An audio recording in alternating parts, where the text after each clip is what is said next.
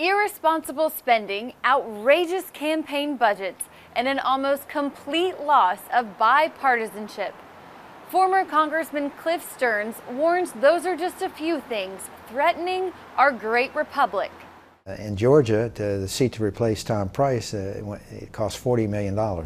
The salary is $174,000 a year. In his new book, Life in the Marble Palace, Stearns takes readers behind the scenes on Capitol Hill during notable historic moments and explains why a strong faith is so critical for a lawmaker. It's very important because lots of times you're not sure where the righteous legislation is or whether what you're doing is according to what you believe. And so you have to search yourself pretty carefully. Because while Stearns tells me some of his votes were regrettable, he never voted against his faith. Stearns stayed close to God by attending bipartisan Bible studies held weekly inside the Capitol. And oftentimes it was really refreshing because it brought you back to your faith and made you remind you of the larger picture. Regularly seeking the Lord helped assure the Florida congressman he wasn't just relying on himself. Without an understanding that and a belief that you have a responsibility to do good and to fear the Lord, and without that fear, you have a belief in man and rather than a belief in God. In the book, Stearns hopes to help current and future lawmakers avoid some of his mistakes. I'd say obviously go back to the district. Most importantly, take care of your family because there's so much stress. Many members forget their family and don't spend time with them. And I think like every other member, I wish I'd spend more time with my children when they're growing up than that's years. While Stearns weathered rough times under multiple presidents, he feels the current atmosphere is much more controversial than he's seen before. And now you finally have a president. Finally. Took you a long time. Took you a long time. He feels sort of like he's going to do what he wants.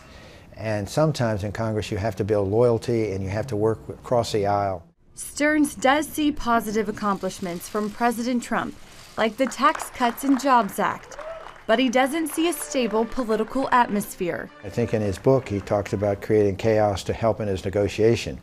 But I think when you're talking about the most powerful country in the world, there's got to be a feeling of confidence as well as stability so you know that you can feel comfortable in the activities out of the White House. That's why Stearns hopes the staff turnover at the White House doesn't become worse. He also wishes the media would cover the president more objectively. Any news story that I get out of the mainstream media is negative on Trump. And they do not in any way try to show his accomplishments and what he's trying to do. One perk of being a congressman he misses most, the overseas travel. A congressman preempts a four-star general. So if you come into a country, you can see the president of the country, you can meet the ambassador. So that opportunity is extremely unique.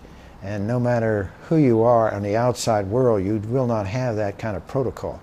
A key point Stearns addresses in the book is the future of our country and changes he feels must be made. I don't have a super PAC. I don't want a super PAC. First, he calls for major campaign finance reform due to, quote, the deplorable amount of money spent on elections.